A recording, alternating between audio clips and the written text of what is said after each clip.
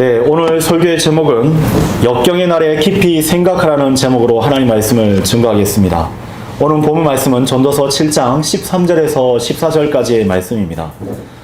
성경은 그분께서 뒤틀리게 하신 것을 누가 반듯하게 할 수 있겠느냐라고 말씀하고 계시죠. 하나님께서 뒤틀리게 해놓았으면 마귀나 천사나 그룹도 어떻게 할 수가 없습니다. 뒤틀리게 된 것은 반듯하게 하실 수 있는 유일한 분은 오직 하나님 한 분밖에는 없습니다. 이사야서 42장 16절은 이렇게 말씀하십니다. 그리고 나는 눈먼 자들을 그들이 몰랐던 길로 데려가겠노라. 내가 그들이 몰랐던 행로들로 이끌겠노라. 나는 그들 앞에 어두움을 빛으로 만들고 구부러진 것들을 곱게 하겠노라. 내가 이런 것들을 그들에게 행할 것이요 그들을 저버리지 아니하겠노라 라고 말씀하고 계십니다. 바로 이 이사야서 42장 16절의 말씀이 우리가 읽었던 본문 7장 13절에서 14절 말씀의 답변이라고 할 수가 있는 것이죠. 이사야서 27장 1절에 따르면 마귀는 하나님께서 보시기에 뒤틀린 뱀입니다. 하나님 외에는 아무도 마귀를 처리할 수 없다는 것을 선언하고 계시는 것이죠. 오직 하나님만이 뒤틀린 뱀을 처리하실 수 있는 유일한 분이심을 여러분 아시길 바랍니다. 이어서 우리가 보고 있는 전도서 7장 14절은 두 가지 부분들로 통해서 우리에게 적용해 볼 수가 있는데요. 번영의 날에는 즐거움으로 충만하라. 그러나 역경의 날에는 숙고하라. 하나님께서 또한 이것과 저것을 마주 대하게 두셨으니 사람이 자기 뒤에 있을 어떠한 것도 발견할 수 없게 하려 하심이라고 말씀하셨습니다. 역경이란 말의 사전적 의미는 무엇입니까? 사는 날에 겪게 되는 어려운 처지와 곤란한 일들을 말하고 있는 것입니다. 이 역경은 우리가 사는 동안에 이러한 일들은 참으로 자주 찾아왔죠. 또 우리가 원하는 때가 아니라 우리가 원치 않을 때에 불청객처럼 찾아왔음을 우리는 알 수가 있습니다. 마치 도둑까지 찾아왔죠. 오늘 본문 말씀은 구원받지 않는 사람에게는 역경에 대해서는 어떤 철학적 관점에서 충고를 해준 것처럼 들립니다. 그러나 우리 거듭난 신약 성도들에게서는 역경에 대해 오히려 성경은 뭐라고 말씀하고 계십니까? 크게 기뻐하고 그때에 하나님을 깊이 생각하라고 권면하고 계십니다. 신약시대의 가장 훌륭한 그리스도인으로 뽑을 수 있는 사람은 누구일까요? 단연 사도 바울이라고 할 수 있습니다. 사도 바울은 이 역경의 날에 오히려 크게 기뻐하였음을 우리에게 알려주고 있습니다. 사도 바울은 고린도후서 12장 10절에서 이렇게 말했습니다. 그러므로 내가 그리스도를 위하여 연약함들과 치욕들과 궁핍들과 박해들과 괴로움들에서 기쁨을 취하노라. 이는 내가 약한 바로 그때 내가 강하기 때문이라 라고 말하고 있죠. 이 말씀의 의미는 바울이 그 자신이 육신적으로 약할 때, 곧 역경을 당할 그때에 주님 안에서 가장 강하기 때문이라 라는 것을 역설했었던 것입니다. 여러분, 우리는 역설의 그리스도인이 되어야 합니다. 가장 어려울 때에 여러분 크게 기뻐해야 되고, 가장 어려웠을 때에 우리는 주님 안에서 강해질 수 있는 시기가 되는 것이죠. 이 때문에 사도 바울이 옥중에 갇혔을 때에 빌립보서를 기록했죠. 2장 17절에서는 이렇게 말했던 것입니다. 그런즉 진정 내가 너희 믿음의 희생과 섬김 위에 바쳐진다 할지라도 나는 즐거워하고 너희 모두와 함께 크게 기뻐하리라 라고 말하였습니다. 이 말씀의 뜻은 무엇입니까? 너희들이 마땅히 되어야 될 그 참된 그리스도인이 될 수만 있다면 나는 기꺼이 죽겠노라 라고 얘기했었던 것입니다. 그러니까 사도 바울은 빌립보 교회의 성도들을 위해서 그들과 함께 죽는 것을 행복하게 여겼고, 또 그들 또한 사도 바울이 겪고 있는 그 옥중의 모든 고촉 가운데 함께 동참하며 사도 바울을 위해서 중보기도 했었던 것입니다. 진정 사도 바울은 주 예수 그리스도의 그 마음을 품은 사도라고 할 수 있는 것이죠. 또한 이 빌립보서를 읽게 되면 빌립보 성도들이 이런 사도 바울의 속 깊은 마음을 헤아려서 하나님의 말씀을 온전히 순종했었던 것을 또한 볼 수가 있게 되고, 그로 인해서 그 쓰디쓴 역경을 거쳐서 참된 부흥을 맛보게 되는 것을 볼 수 있습니다. 오늘 이 하나님의 말씀은 우리에게 이렇게 말씀하고 계십니다. 역경의 날에 하나님을 깊이 생각하라고 말입니다. 오늘 하나님의 말씀은 우리에게 역경이 찾아왔을 때 세상을 의지하거나 내가 소유하고 있는 물질을 의지하거나 사람에게 곧장 달려갈 것을 얘기하고 있는 것이 아닙니다. 바로 하나님의 일을 깊이 생각하라고 권면하고 계십니다. 또한 이 하나님의 말씀은 어려운 일이 벌어지고 깊은 한숨과 고독과 절망이 찾아왔을 때 우리가 하나님께 기도하기 이전에 먼저 하나님께서 왜 이 일을 허락하셨는지를 깊이 생각하라고 권면하고 계십니다. 우리 가운데 역경의 날 한복판에 있어서 남몰래 눈물 짓고 있는 성도들이 계십니까? 그렇다면 그 성도는 오늘 하나님의 넘치는 은혜와 위로를 맛보아 알 수 있는 귀한 시간이 되실 것입니다. 또한 오늘 그 역경의 날을 맞이하게 될 날을 또 불현듯 또 불청객처럼 또 맞이하게 될 그 성도들에게 있어서 미리 하나님의 일들을 깊이 생각하는 귀한 시간으로 삼으시기를 바랍니다. 하나님께서 우리에게 역경을 주신 이유는 무엇입니까? 첫째로 모든 일은 하나님께로부터 출발하게 되고 그 모든 일은 하나님께서 주관하신다는 사실을 하나님께서는 우리로 하여금 배우기를 원하고 계십니다. 여러분, 로마서 8장 28절의 말씀을 찾겠습니다. 로마서 8장 28절입니다. 그런즉 우리가 알거니와 하나님을 사랑하는 자들에게 곧 그분의 목적대로 부르심을 받은 자들에게는 모든 것이 합력하여 선을 이루느니라. 자, 여기서 모든 것은 같은 장 35절에 나타난 대로 아주 고약한 사항을 얘기합니다. 환난, 괴로움, 박해, 기금, 헐벗음, 위기와 칼 등 매우 모든 총체적인 것을 망라한 상황이라고 할 수 있는 것이죠. 이런 모든 어려운 상황들이 합력해서 선을 이룬다는 것을 우리는 참된 그리스도인이 되었을 때 마주 대하는 진리라고 할 수 있죠. 그래서 사도 바울은 우리가 알거니와라고 얘기하고 있는 것입니다. 너 이미 알고 있지? 그거 알고 있는 거지? 이 모든 것을 합력해서 선을 이루게 될 것이야 라고 사도 바울이 우리에게 얘기해 주고 있는 것이에요. 그래서 마치 사도 바울은 하나님께서 이 일을 일어나도록 허락하시지 않겠습니까? 라고 되묻고 있으면서 우리가 이미 그 이유를 알아야 된다라고 알려주고 있는 것이에요. 물론 여기서 말씀하고 있는 합력해서 선을 이룬다는 것은 사람의 관점에서 얘기하고 있는 선을 얘기하는 것이 아닙니다. 사람들이 노력하여서 손수 땀 흘리고 노력하여서 일구어낸 참된 선을 얘기하는 것이 아니라 순전히 하나님의 관점과 하나님의 손길과 하나님으로부터 시작되어서 완성된 참된 선을 얘기하고 있는 것입니다. 어떤 성도들은 그런 사람들이 있죠. 자매님, 형제님, 제가 이러한 역경을 겪게 됐습니다. 이런 어려움을 겪게 됐어요. 이 기도 제목이 있는데 나누고자 합니다. 그러면 제가 중보해 드릴게요 라고 해서 한마음 한뜻으로 그 성도의 어려움을 자신의 아픔처럼 여기면서 기도합니다. 그런데 어떻게 처신하게 되는 일들을 우리는 마주대하게 되죠? 기도응답을 받게 되면 그 성도가 그런 고마움을 몰라요. 하나님께 감사의 열매를 드릴 줄 몰라요. 그리고 그 어려운 역경을 해결하게 되면 교회를 떠나는 일까지 벌어지게 됩니다. 제가 어떤 자매님이 수요 기도회 때 혈액암을 앓게 된 것을 알게 됐어요. 혈액암. 피 속에서 암덩어리들이 돌아다니는 거예요. 얼마나 끔찍합니까? 얼마나 곤란할까요? 얼마만큼 마음이 절망 가운데 있을까요? 그래서 성도들이 한마음 한뜻으로 기도했어요. 그리고 기적적으로 그 혈액암이 치유되는 놀라운 일이 벌어지게 된 것입니다. 근데 어떻게 된 줄 아십니까?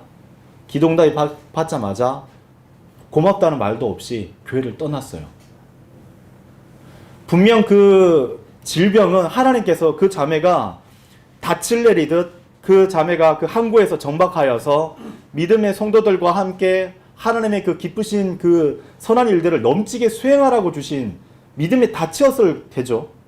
근데 그것이 해소되고 나니까 자기 마음의 욕망을 따라서 그동안 억눌렸던 마음의 욕망을 쫓아서 세상을 향해 가버렸던 것입니다.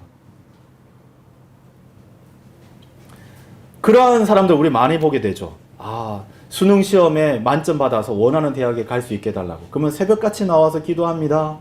교회 일에도 열심히 봉사합니다. 근데 기도응답이 받으면 어떻게 됩니까?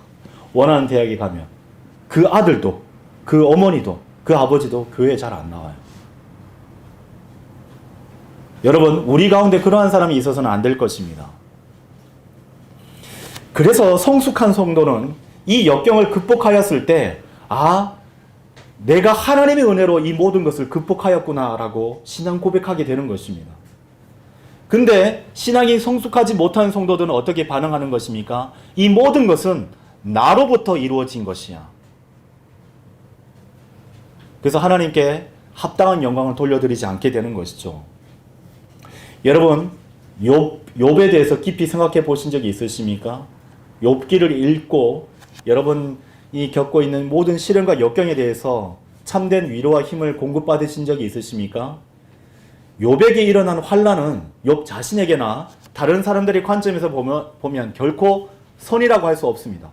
아, 욥이 얼마만큼 잘 되기 위해서 하나님께서 저런 역경을 주셨을까? 아무도 그렇게 생각하지 않았어요. 네가 잘못해서 저 시련과 역경을 겪고 있는 것이잖아 라고 비난했었던 것입니다. 욥은 자신이 처한 상황이 너무나 어처구니 없이 비참했기 때문에 그것을 걱정했을 뿐이지 하나님께서 그것을 선으로 갚지 않으실 것에 대해서 걱정하지 않았어요. 그리고 그 일로 통해서 하나님께 원망하거나 자신의 심지어 육체적으로 질병이 찾아왔을 때조차도 하나님을 저주하지 않았습니다. 당연한 마음가짐이죠. 그런데 오늘날 이 신약 시대의 마지막 끝자락에 살고 있는 우리 성도들이 거듭나고 나서 알게 되는 수준은 바로 겨우 그러한 수준인 거예요. 아, 그런 일이 벌어지면 하나님께서 선을 이루실 것이야. 단순히 그 정도만 알고 있는 것이에요. 우리가 알게 된 것은 하나님을 사랑하는 자들, 곧 하나님을 사랑하고 그분의 목적대로 부르심을 받은 자들에게는 그 모든 일들이 합력해서 선을 이룬다는 사실입니다. 그러니까 지금 여러분이 겪고 있는 환난, 괴로움, 박해, 기금, 헐벗음이나 위기나 질병이나 칼의 모든 위협조차도 하나님께서 그것을 통해서 여러분 안에서 선을 이룬다는 것이에요. 우리가 구원받고 나서 하나님을 사랑하고 그분의 목적에 따라 부르심을 받은 성도가 되었는데도 이 말씀은 알고는 있지만 조금이라도 내 마음판에 새기지 않았다면 역경이 찾아왔을 때 우리는 쉽게 그 믿음이 연약해지고 무너지고 불평을 쏟아낼 수 있는 것입니다. 마치 광야에서 이스라엘 백성들처럼 말입니다. 성도 안에 하나님의 약속을 곧잘 깨뜨리는 그러한 분이라고 여기고 있는 사람들이 있다면 그런 시련과 역경이 왔을 때 믿음이 산산조각 나는 것을 볼 수밖에 없죠. 사실상 그 불안과 염려의 본질에는 매 순간 정직과 성실로 하나님 앞에 서지 않았기 때문에 생기는 것이죠. 강단에서 말씀이 선포됩니다. 믿음의 성도들과 교제해요. 성경을 읽어요. 그럼에도 불구하고 그 말씀을 자신의 믿음과 접목시키지 못하고 또한 그 말씀대로 날마다 살아가는 그 영적인 근육을 단련하지 못하는 경건의 훈련을 소홀히 여겼던 사람들은 그 시련과 역경이 찾아왔을 때 한순간에 무너져 내리게 되는 것입니다. 그러한 성도들은 평상시에 자신의 죄를 잘 처리하지 않아요. 예수 그리스도의 보혈로 나아가서 자신의 죄 문제를 처리하지 않습니다. 그게 방치해버려요. 썩게 내버려둡니다. 그 죄가 자신의 마음을 변질시키고 믿음에서 떨어져 나가게 되도록 악취가 풍기는 것을 그대로 방치해버려요. 그런 일이 있어서는 안 됩니다. 또한 주님과의 교제가 제대로 이루어지지 않아요. 죄 문제를 당연히 처리하지 않았기 때문에 그 죄는 하나님과 나 자신 사이에 큰 장벽이 되어서 여러분이 식사 기도는 의식적으로 할 수는 있겠죠. 형식적으로 하겠죠. 근데 어떻게 해요? 하나님께서 그 기도를 듣지 않으시는데. 예수 그리스도의 보혈로 여러분의 모든 사소한 죄까지도 처리하셔야 됩니다. 여러분의 양심이 죄에 대해서 예민한 상태가 될 수 있어야 돼요. 또한 성경을 공부할 기회는 많이 가지게 되지만 정작 그 말씀을 실행하는 것은 뒷전에 둡니다. 하나님께서는 거룩하신 분이시네. 또 하나님께서는 내게 원하시는 것이 바로 거룩한 삶을 추구하는 것이네. 근데 어떻게 해요? 술, 담배 다 합니다. 욕설을 입에 담아요. 우리가 예전에 육신의 죄들의 몸을 벗어버리고 주 예수 그리스도로 옷 입게 되었잖아요. 그러면 우리의 모든 삶의 몸가짐은 달라져야 되는 것입니다. 말과 모든 행동은 그리스도인답게 변모되어야 되는 것이에요. 근데 세상 사람들과 똑같이 되어서는 안 됩니다. 그런 실행이 없게 되면 어떻게 되십니까? 개가 토한 곳으로 달려가게 되는 거예요. 그런 어떠한 자신의 상태, 마음의 상태를 잘 알고 있기 때문에 어쩌면 주님을 온전히 신뢰하는 것이 두렵고 떨리는 일이 될 수밖에 없는 것입니다. 하나님께서는 신실하시나 사람은 거짓되기 때문에 쉽게 사랑과 환경 앞에서 무너져 내리게 되는 것입니다. 그러나 그러한 우리의 연약한 믿음 앞에 욥은 이렇게 우리에게 고백하고 있죠. 그러나 그분께서 내가 택한 길을 알고 계시느니라. 그분께서 나를 정련하셨을 때 내가 금같이 나오리라. 욥기 23장 10절의 말씀입니다. 그분께서 내가 택한 길을 알고 계신다고 말씀하고 계십니다. 여러분 각자의 길을 다 알고 계세요. 여러분 인생의 그 길의 끝에 무엇이 있는지를 알고 계십니다. 내 인생의 진로는 어떻게 되는 것이지? 하나님께서 알고 계세요. 그러면 어떻게 해야 됩니까? 여러분 하나님 앞에 무릎 꿇고 여러분의 인생에 의탁드리고 기도로서 나아가시면 됩니다. 그러면 여러분 앞에 하나님께서 어떻게 해주시냐? 저 끝에 무엇이 있는지 다 펼쳐 보여주시는 것이 아니라 딱 한 걸음 내디딜 그 구간만 보여주세요. 한 걸음 한 걸음 그렇게 내딛고 나가시면 되는 것입니다. 욥은 하나님 앞에 굳건한 믿음과 신뢰를 가지고 있었습니다. 그는 자신이 당한 환난으로 여기기는커녕 오히려 내가 이렇게 정련되어서 금으로 빚어 나올 수 있는 그런 과정이라고 여겼던 것이에요.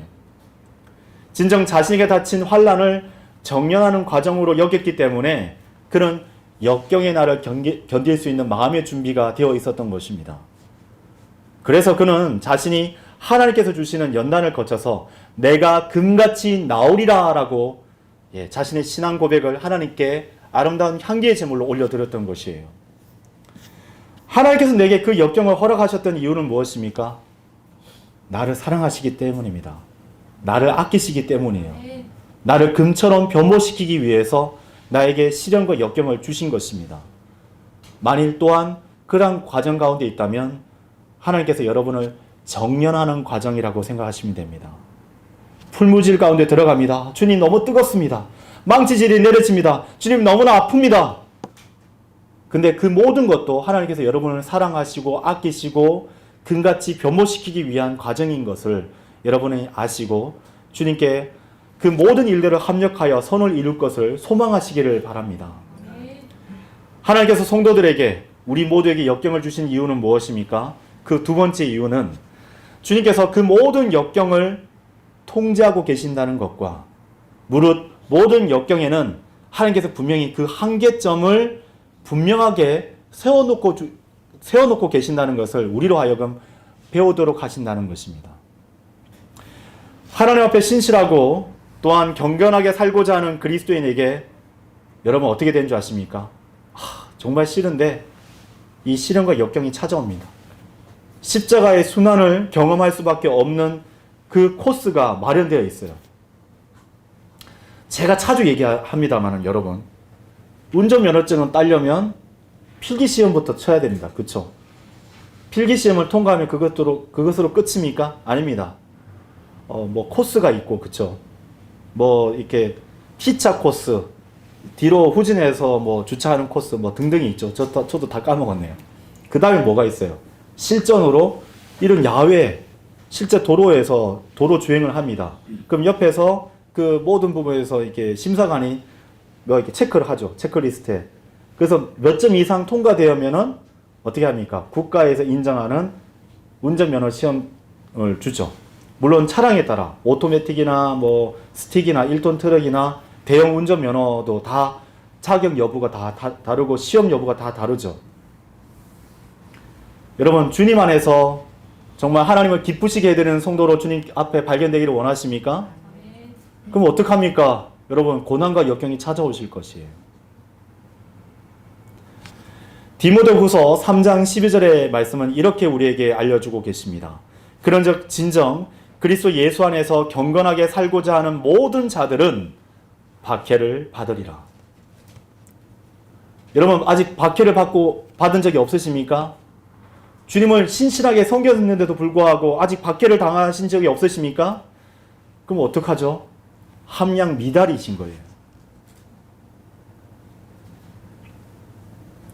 경건하게 살고자 한다는 말은 무엇입니까? 예수님처럼 살아간다는 것을 얘기하는 것이에요. 우리가 예전에 썼던 한글 킹제임스 성경은 구원받지 않은 백부장도 경건하게 산다고 이렇게 되어 있죠. 근데 표준 킹제임스 성경에서는 독실한 백부장이라고 되어 있어요. 독실한다는 것은 어떤 종교에 몰두하여서 심취한 사람을 얘기하는 것입니다. 그래서 제가 예전에 한글 킹제임스 성경으로 공부할 때 경건이라는 단어는 구원받은 성도들에게만 주어지는 건데 분명히 이 사도행전에서 나오는 이 백부장들은 구원받지 않았는데 경건하다고 되어 있으면 이 사람들 도대체 뭘까? 항상 생각했는데 여러분이 갖고 있는 표준 킹제임스 성경은 영어 킹제임스 성경을 따라 정확하게 구원받지 못한 어떤 종교를 추정하는 사람들은 독실하다라고 되어 있고 구원받은 그 믿음의 성도들이 주님을 따르는 것은 경건하다라고 구분되어 있습니다. 얼마나 기쁩니까? 그렇죠? 자, 다시 한 번 더 본론으로 넘어와서 우리가 경건하게 살고자 하게 되면은 예수님을 쫓아가게 되면은 이 빛이신 주님을 따라가게 되면은 세상은 우리를 미워할 수밖에 없어요. 당연한 것입니다. 근데 한 번도 여러분이 미움받지 못했어요? 한 번도 박해를 받지 않았어요? 그러면 안타깝게도 여러분은 함량 미달인 거예요. 아직 기준에 도달하지 못했습니다. 아직 필기시험도 통과하지 못한 거예요. 한참 멀었어요. 한참 멀었어요.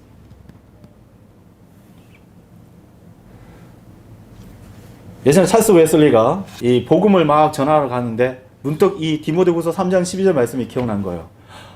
내가 한 번도 복음과 진리를 전하는데 박해를 받지 않았어요. 그래서 말을 타고 가다가 중간에 멈춰 서서 주님, 제가 경건하게 살지 못했기 때문에 이 박해를 당하지 않았습니다. 주님, 제가 이 주님의 십자가 순환과 고난을 당할 수 있게끔 해주십시오 했는데 얼마 안 가서 어떤 사람이 이 찰스 웨슬리를 알아보고 돌멩이를 던졌습니다. 그걸 돌을 맞고 어떻게 생각한 줄 아십니까? 하나님 감사합니다. 하나님 감사합니다.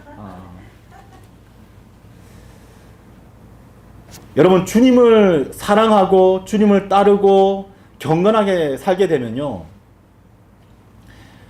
우리가 보통 잘못 생각하고 있는 것이 있죠. 어제도 이제 그런 은혜를 나눴지만 항상 하나님께서 주신 복은 따뜻한 게 아닙니다. 하나님께서 주신 복은 부드러운 게 아니에요. 하나님께서 주시는 복은 항상 포근한 것이 아닙니다. 때로는 고난이라는 선물 가운데 이 복이 있기 때문에 우리에게 거칠고 아프고 마음 상하고 낙담하게 만들고 우리를 고독하게 만들고 우리로 심지어 굉장히 어려운 가운데 처하게 만드는 것이에요. 어떤 사람이 와가지고 등을 떠밉니다. 앞으로 엎어져요. 그랬더니 그 뒤쪽에서 옥상에 있었던 어떤 그 물건이 떨어져서 박살이 나요. 만약 어떤 사람이 나를 떠밀지 않았다면 내 머리에 정통으로 맞았겠죠. 머리가 깨져서 어쩌면 사망하거나 중상을 당할 수도 있었겠죠.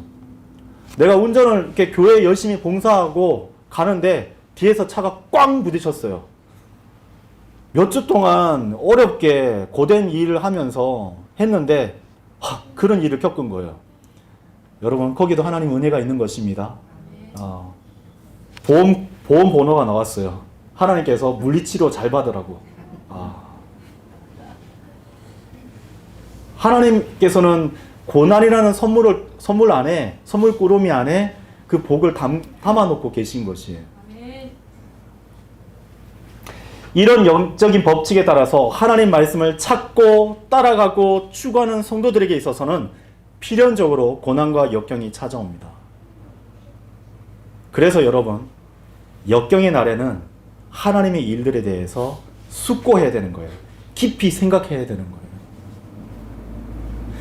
세상과 믿지 않는 사람들이 우리가 경건하게 살고자 했었을 때 이제 찾아와서 그런 일을 겪은 우리에게 비수 같은 말들을 찔러대죠. 그 역경을 보고 비아냥거립니다. 그들은 내게로 달려와서 칼 같은 말로서 내 뼈와 살을 찌르는 말들을 여지없이 합니다. 네가 그렇게 의지하는 하나님은 어디 계시느냐? 아이고, 아무개 누구님 평상시 그렇게 하나님 신실하게 믿는다고 하더니 참 꼴 좋습니다. 기도해 보세요. 땅을 파면 쌀이 나옵니까? 떡이 나옵니까? 하나님께 돈 달라고 한번 해보세요. 그 질병 치유해달라고 한번 해보세요. 그렇게 비아냥거립니다. 근데 여러분, 그때 하나님께서 우리와 함께 계시는 거예요. 내가 겪었던 그 어려움과 내가 겪었던 그 고통과 내가 겪고 있는 이 질병과 내가 지금 겪고 있는 이 가난과 내가 지금 남몰래 흘리고 있는 눈물과 한숨 가운데 있을 때에 이 세상 사람들이 말하는 것처럼 단번에 해결해 주시면 좋은데 그렇지 않아요. 사람들은 계속해서 그런 말들을 계속합니다. 그러면 밤낮 내 눈물이 내게 음식이 되는 거예요. 내가 새끼 밥을 먹을 수밖에 없듯이 내 눈물과 그 한숨이 내게 음식이 되는 순간을 맞이하게 되는 것입니다. 여러분, 그때 주님께서 나와 함께 계시는 거예요. 이러한 역경의 시간을 거치게 되면은 믿음이 연약한 성도들은 그게 선물인데도 불구하고 내가 하나님께 기도했는데도 불구하고 왜 하나님께서 나를 이 역경으로부터 나를 구출하지 않는 것이지? 왜 내 기도에 침묵하고 계시는 걸까? 라고 의아하게 됩니다. 침묵하시는 하나님이 마치 내게 큰 형벌을 내리는 것처럼 여겨지게 되는 것이에요. 이것이 구원받지 못한 이 세상 사람들이 성경을 읽었을 때 겪게 되는 혼란입니다. 어려움이에요. 너무 어려운 책이죠.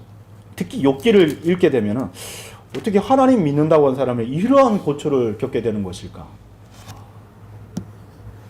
그래서 하나님께서는 진작에 욥기를 통해서 이러한 영적인 원리를 우리에게 알려주고 계신 것이죠. 여러분, 욥기서 1장 8절에서 12절 말씀을 보시겠습니다.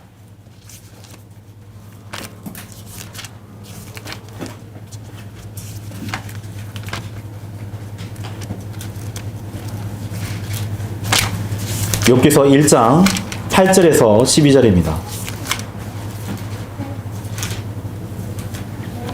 그러자 주께서 사탄에게 말씀하시기를 너는 나의 종 욥을 숙고해 보았느냐? 유심히 살펴봤냐? 이라는 거죠. 그는 완전하고 올바른 사람이요 하나님을 두려워하고 악을 기피하는 이로써 땅에는 그와 같은 자가 아무도 없느니라 하셨느니라.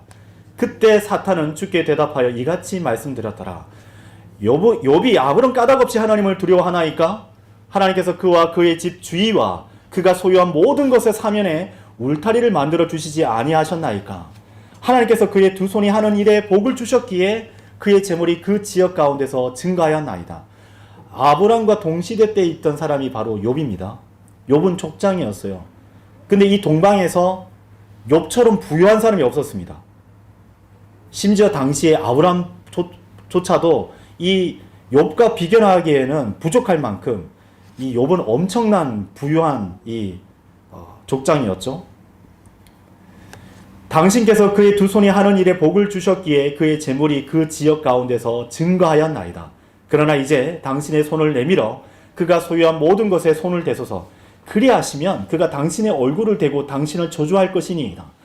그러자 주께서 사탄에게 말씀하시기를 보라, 그가 가진 모든 것이 너의 권세 안에 있도다.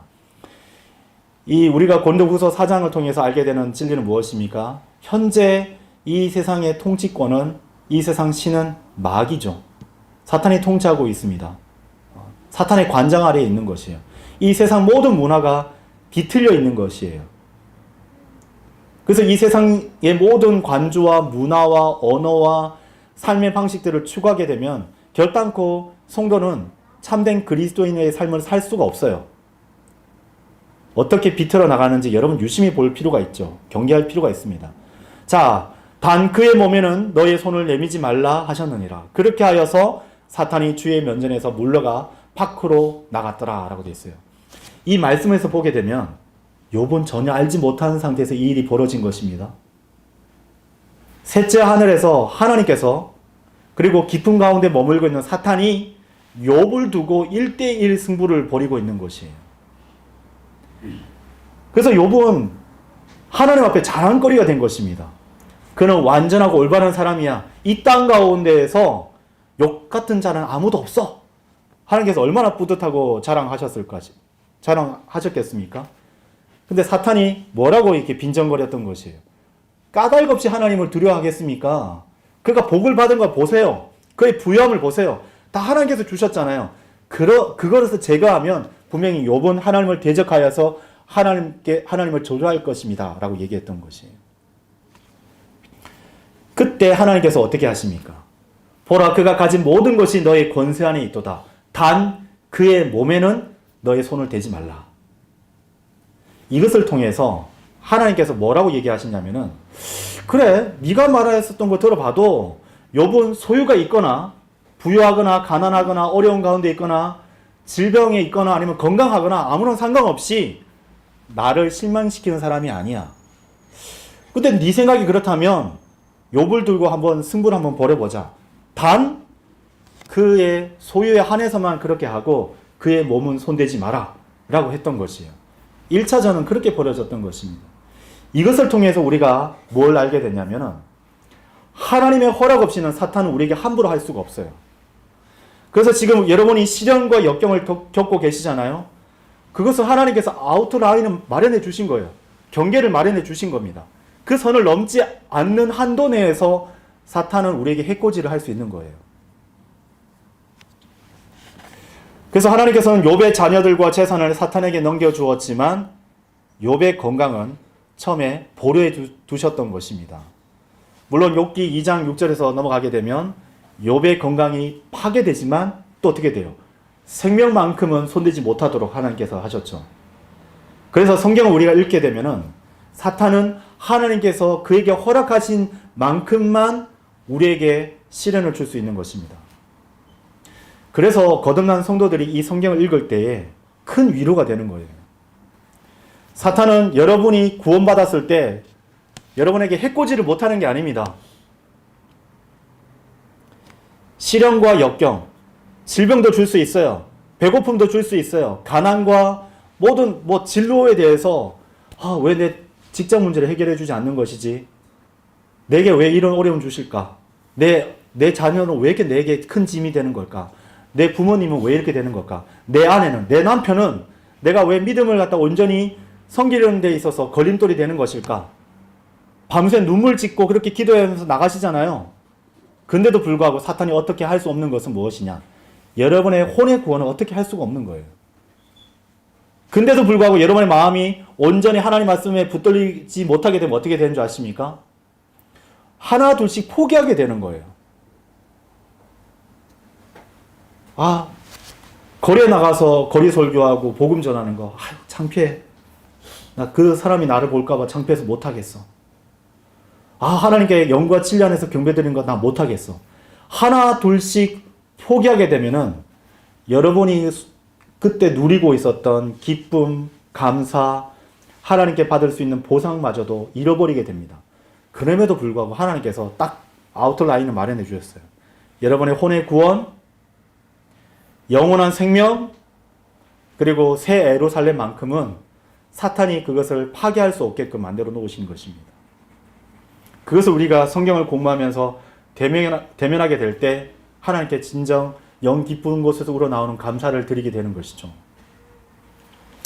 이 때문에 사도 베드로는 베드로전서 2장 19절에서 이렇게 얘기했습니다.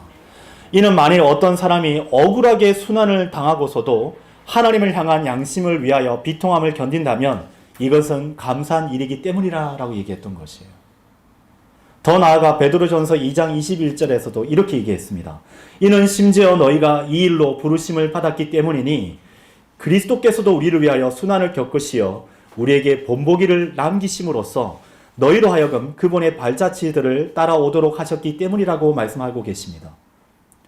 아까 제가 자동차 면허 시험 얘기했지 않습니까? 필기 시험을 통과하지 못하면 안 됩니다.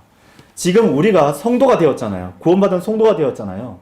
그러면 주님께서 십자가 순환을 본보기로 보여주셨어요.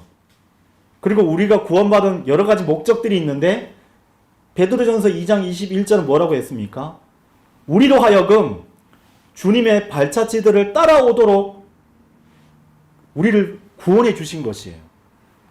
그 길을 따라가도록 십자가의 그 길, 믿음의 좁은 길을 따라오도록 우리를 부르신 것입니다. 그래서 사도 바울은 이렇게 귀한 간증을 우리에게 알려주고 계신데요. 여러분, 빌립보서 3장 7절을 보세요.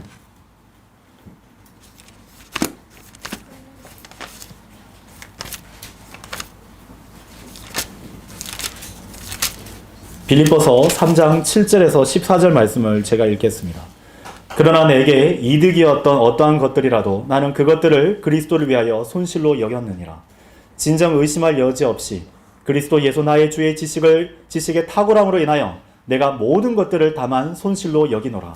내가 그분을 위하여 모든 것들의 손실을 감내하고 그것들을 다만 배설물로 여김은 내가 그리스도를 쟁취하기 위함이요 또 율법에서 비롯된 나 자신의 의가 아닌 그리스도의 믿음을 통하여 난 의, 곧 믿음으로 말미암은 하나님의 의를 가지고 그분 안에서 발견되고자 함이며 내가 그분의 죽으심에 일치되어 그분과 그분의 부활의 권능과 그분의 순환들의 교제를 알고자 함이니 어떤 방식으로든 내가 죽은 자들의 부활에 도달하려는 것이라. 내가 이미 도달한 것처럼 하지 않았으며 이미 완전한 것처럼 하지도 않았느니라. 다만 내가 그것을 붙잡을 수만 있다면 그것을 위하여 내가 그리스도 예수께 붙잡혀 있으므로 나 또한 뒤따라 가노라. 형제들아, 나는 나 자신이 그것을 붙잡은 것으로 여기지 아니하노라. 오직 내가 행하는 한 가지는 이것이니 곧 뒤에 있는 그러한 것들을 잊어버리고 앞에 있는 그러한 것들을 향하여 손을 뻗어 그리스도 예수 안에 있는 하나님의 고귀한 부르심의 상을 위하여 내가 그 표대를 향해 밀고 나아가는 것이라. 아멘. 사도 바울은 그리스도의 복음을 증거하기 위해서 순환을 겪고 옥중에 갇혀 있을 때 이 빌립보서를 기록하였습니다. 그래서 주님 안에서 신실한 성도들이 고난과 역경 가운데 있는 것은 너무나 당연한 일입니다. 우리에게 닥친 고난과 역경은 주님께서 걸어가신 그 길을 따라가는 것이에요. 그래서 여러분 감사하셔야 됩니다. 이 때문에 성경은 우리가 고난과 역경을 겪고 있다면 참으로 복 있는 사람이라고 선언하고 계신 것이고 세상과 믿지 않는 이들의 비방과 위협에는 두려워할 필요도 없다. 동요되지도 말라라고 우리에게 격려하고 계시는 것입니다. 다시 한 번 더 이 역경이 하나님의 은혜와 자비 가운데 주어지는 것이고 우리로 하여금 주님께서 이 모든 것을 통제하고 계시고 어떤 그 선을 딱 마련하고 계셔서 우리로 하여금 능히 시험을 극복할 수 있게끔 하나님께서 도와주신다는 사실을 여러분 기억하시기를 바랍니다. 하나님께서 성도에게 역경을 주시는 마지막 이유는 무엇입니까? 역경이 우리가 그토록 바라는 영원한 보상의 근원이라는 것을 우리로 하여금 배우게 하기 위해서라는 것을 여러분 기억하실 필요가 있습니다.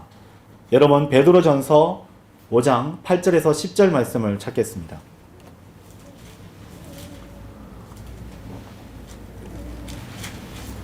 우리는 생각하죠.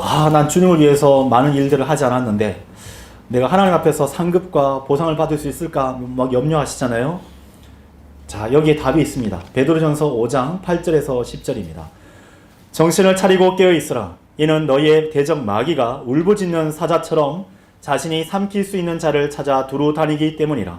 세상 속에 있는 너희의 형제들에게 동일한 고난들이 이루어진 것을 아노니 믿음 안에서 흔들림 없이 그에게 저항하라. 그러나 모든 은혜의 하나님 곧 그리스도 예수를 통하여 그분의 영존하는 영광으로 우리를 부르신 분께서 너희가 잠깐 고통을 받은 뒤에는 너희를 완전하게 하시고 확실하게 세우시며 강건하게 하시고 너희를 정착시키시느니라 라고 말씀하고 계십니다. 잠깐 고난을 받는 거예요. 아주 가벼운 고난을 받는 것입니다. 사탄과 대적할 때는 여러분 흔들림이 없어야 됩니다. 굳게 서서 싸우셔야 돼요. 주 예수 그리스도 안에서 그분의 힘의 능력 안에서 강건하셔야 됩니다. 그럼 어떻게 돼요? 말씀을 읽으셔야 됩니다. 말씀을 암송하셔야 돼요. 그래야 그분의 은혜 안에서 강건하게 세워질 수 있습니다. 그걸 지키지 않는다. 그럼 불가능한 거예요. 기도하면 되지 않겠습니까? 말씀을 읽지 않고 말씀을 기반을 하지 않는 기도는 아무런 효력을 발휘하지 않습니다.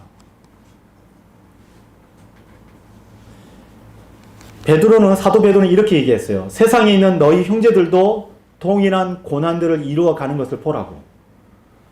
주님께서 먼저 걸어가셨어요. 사도 바울과 믿음의 선배들이 걸어가고 있어요. 초대교회 모든 성도들이, 그리고 필라델피아와 모든 이 교회 역사 가운데 있었던 믿음의 선배들이 그 믿음의 발자취를 따라서 걸어가고 있는 것입니다. 그 길을 보라고, 이루어갔던 그 길을 보라고. 이제 우리를 재촉하고 있는 것이에요. 전혀 이상한 것이 아닙니다. 하나님 잘 믿으면 복 받아야 되지, 부자가 되고 건강하고 자녀들과 모든 사업이 잘 되고 번창해야 되는 것이 아닌가? 아니에요. 경건하게 살고자 하는 모든 성도들은 박해를 당하게 되는 것입니다. 당연한 거예요. 믿음의 발자취를 주님께서 말해 놓으셨어요. 그리고 그것을 뭐라고 하셨느냐? 십자가의 순환의 길이라고 얘기하셨어요. 우리가 그리스도의 신부잖아요? 그럼 당연히 그 길을 따라가는 것입니다. 그것이 바로 신부 수업이에요. 그것이 바로 광야에서 우리가 연단받는 과정인 것입니다. 그 길에서 예외인 성도는 없습니다. 물론이 있어요. 주님께서 너무 사랑하셔서 정말 우리 주변에 보면 주님을 사랑하고 정말 귀한 사역으로 막 넘치고 모든 믿음의 성도들이 저 형제만큼 저 자매만큼 주님을 사랑하고 주님께 복받는 성도는 없을까요? 하면 무슨 일이 벌어진 줄 아십니까? 주님께서 그 성도를 일찍 데려가세요.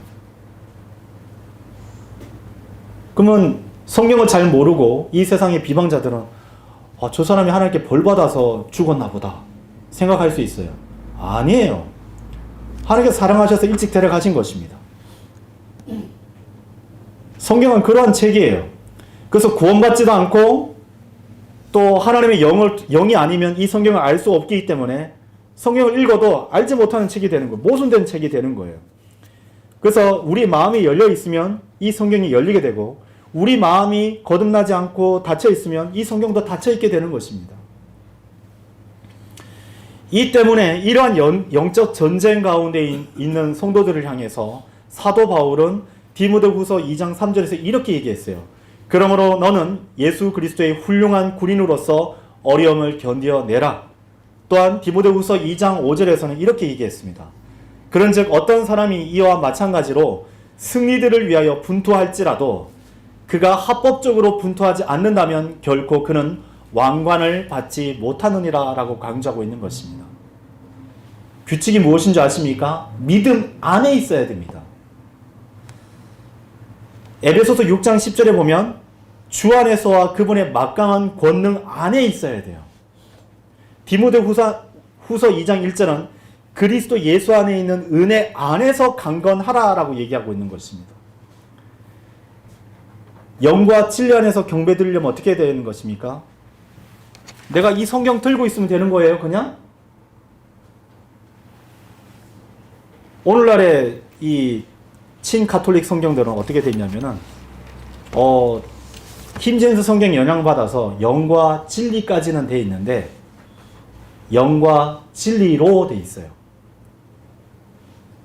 영과 진리를 수단으로 삼고 있죠. 아니에요. 하나님께서 보존하고 계신 킹제임스 성경을 따르는 올바른 번역 성경들은, 우리말 성경은 영과 진리 안에서, 여러분 복음 안에서 사셔야 됩니다. 진리 안에서 살아가셔야 됩니다. 하나님의 말씀을 행하는 그러한 삶 가운데서 살아가셔야만 주님 안에서 강건하게 세워져 있을 뿐만 아니라 마귀를 대적하여서 승리할 수 있는 그러한 원칙 가운데 서 있을 수 있는 것입니다. 그러할 때에 우리는 하나님께 세워진 그 규칙대로 행하였을 때에 왕관을 기대할 수 있는 것이에요. 어떤 일련의 무리들은 그렇습니다. 우리 복음 열심히 전하잖아요. 오늘도 각 지역에서 수고하신 분들 복음 전하신 분들 수고하셨습니다. 몇 명 구령했습니다. 몇 번 설교했습니다. 막 자랑합니다. 그것은 아담과 이브가 범죄하고 나서 무화과 나무 잎을 엮어서 자신의 치부를 앞치마처럼 가린 일밖에 안 되는 거예요. 하나님의 공의와 정의를 무시해 버렸는데 복음을 열심히 전한다고 해서 하나님께서 그들을 인정하겠습니까? 물론 하나님께서 복음을 전한 것을 사용하시죠. 그들로 그렇게 하도록 하십니다. 개혁 성경을 쓰지만 복음과 진리를 전하기 위해서 부단히 노력하는 교회와 성도들 하나님께서 사용하십니다. 하지만 규칙대로 행하지 않았기 때문에 왕관을 기대할 수 없는 것입니다. 그리스도 심판석 앞에서 5가지 왕관과 금은 보석을 기대하리라는 것은 매우 어려운 일이 되리라는 것을 그들은 알아야 되는 것이죠. 주님께서 십자가의 순환을 어떻게 받아들이고 영광 가운데 들어가셨는지를 여러분 깊이 묵상하고 생각하셔야 됩니다. 오늘 이 설교를 듣고 여러분 깊이 생각하셔야 됩니다. 오늘 이 설교를 듣고 집에 돌아가서 TV를 켜고 내가 유튜브를 막 열어서 막 그런 영상들을 갖다가 막 보는데 짧은 동영상 보는데 시간 쓰는 것이 아니라 여러분 깊이 생각하셔야 됩니다. 우리의 싸움은 살과 피에 대한 것이 아니에요. 혈과 육에 대한 것이 아닙니다. 우리는 참으로 믿음 안에 있기 때문에 마귀를 대적하여서 주 예수 그리스도께서 걸어가셨던 그 십자가의 길을 걸어갈 각오와 의지를 다져야 됩니다. 잠깐만 착각하면 믿음의 길에서 이탈하게 되죠. 우리는 그런 사람들 많이 봤잖아요. 분명히 하나님께서 우리에게 믿음과 실행에 있어서 최종 권위를 주셨는데 다른 걸 선택해요. 제가 여기서 4년 동안 사역했지 않습니까? 그러면 강조했었던 여러 반복되는 메시지들이 항상 있어 왔잖아요. 근데 어떻게 해왔어요? 자신이 오랫동안 신앙생활하면서 터득해왔었던 그런 경험들, 자신의 철학, 자신의 판단, 자신의 생각, 다른 사람들의 어떤 의존해서 결국은 떨어져 나가 버리잖아요. 그렇다고 해서 구원을 잃어버리는 것입니까? 그렇다고 은혜가 상실되는 거예요? 그렇지는 않습니다. 구원받은 성도요, 하나님의 은혜 가운데 있는 것이죠. 그러나 예전과 동일한 은혜와 자비는 있지 않죠. 왜? 1.1획도 하나님께서 말씀을 보존하시겠다라고 약속해 주셨는데 대수롭지 않게 여겼잖아요. 하나님의 말씀을 훼손한 것을 받아들였잖아요. 그 성도를 하나님께서 사랑하실 거라고 생각한다면 크나큰 오산입니다. 여러분이 어떤 십자가의 순환 가운데 있거나 그랬을 때에 여러분 히브리서 1장 1절에서 히브리서 1장 말씀에 있는 말씀들을 깊이 생각할 필요가 있습니다. 현명한 사람의 인생이라면 항상 장미꽃만이 만발하고 따뜻한 봄햇살 같은 길이 펼쳐질 거라고 생각해서는 안 됩니다. 우리가 주님께 복과 능력을 달라고 기도드리면 훈련과 징계가 찾아옵니다. 주님, 나도 예수 그리스도의 사랑을 할 수 있게끔 도와주십시오 하면은 우리에게 어떻게 하는지 아십니까? 우리가 사랑할 수 없는 철전지 원수 같은 사람을 우리에게 주세요. 주님, 저 자매, 저 형제 꼴도 보기 싫습니다. 그래서 주님께서 우리에게 얘기해요. 아니, 네가 나의 사랑을 배우고 또 살아가기 원한다고 했지 않냐? 그래서 내가 너한테 트레이닝 시키기 위해서 줬는데 왜 못하는 것이야? 주님, 저에게 지혜와 능력을 주십시오 하면은 그러한 삶의 모든 고쳐 어려움을 주십니다. 그래서 배우게끔 해주시는 거예요. 근데 그건 이상한 일이 아니죠. 왜 내게 이러한 일을 주셨습니까? 창세기 32장에 보면 야곱에게 있어서는 하나님의 사랑과 하나님의 천사와 씨름하다가 어떻게 됐습니까? 뼈가 위골되었잖아요. 요셉에게 있어서는 그것은 포티발의 아내의 거짓말에 의해서 감옥에 갔었던 일입니다. 거기 창세기 39장에 있잖아요.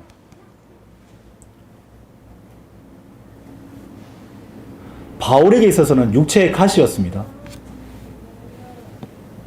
눈병, 심각한 눈병이 있죠. 눈병은 눈에서 고름 나오고 막 이상하면 어떻습니까?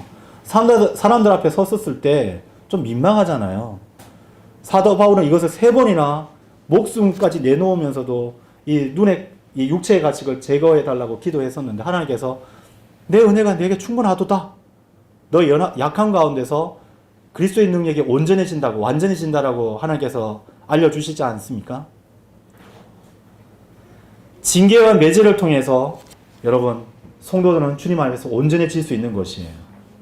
그 은혜를 여러분 기억하시고 하나님의 나무라심을 이걸 징계라고 생각하거나 하나님께서 나를 너무 미워하시기 때문에 이것을 주셨다고 생각하지 마시고 결국은 하나님께서 나를 사랑하셨기 때문에 이 모든 일련의 과정들을 주셨구나 라고 여러분 받아들이시기를 바랍니다. 여러분, 오늘 이 설교의 결론을 맺겠습니다. 디모데후서 2장 12절은 이렇게 말씀하십니다. 만일 우리가 고통을 견딘다면 우리 역시 그분과 함께 통치하리라. 주님의 자녀가 된 성도들이 그리스도와 함께 공동 상속자라는 것을 여러분 알고 계시죠? 그렇다면 주님과 함께 십자가 순환과 그 박해를 받는 일을 기쁨으로 맞이하시길 바랍니다. 그렇게 했을 때에 천년 왕국에서 주님과 함께 다스리게 될 영광에 동참하게 되는 것입니다. 오늘 본문 말씀은 이렇게 얘기하고 계시죠. 전도서 7장 13절에서 14절입니다. 하나님의 일을 숙고하라. 그런즉 그분께서 뒤틀리게 하신 것을 누가 반듯하게 할 수 있겠느냐. 번영의 날에는 즐거움으로 충만하라. 그러나 역경의 날에는 숙고하라. 하나님께서 또한 이것과 저것을 마주 대하게 두셨으니 하나님이 자기 뒤에 있을 어떠한 것도 발견할 수 없게 하셨느니라. 여러분, 역경의 날은 당연한 것이죠. 이제 이상한 것이 아니면 이제 여러분 알게 되셨습니다. 그러면 지금 역경의 날을 겪고 계십니까? 여러분 기뻐하십시오. 큰 즐거움 가운데에서 여러분 성도들 앞에서 자랑하시길 바랍니다. 그러면 주님 안에서 온전하게 또 강건하게 설 수 있는 은혜를 맞이하시게 되실 것입니다. 하나님께서 우리에게 고난과 역경을 주신 이유를 분명히 알아 흔들림이 없는 믿음으로 우뚝 서 있기를 바라며 이 설교를 마치겠습니다. 감사합니다.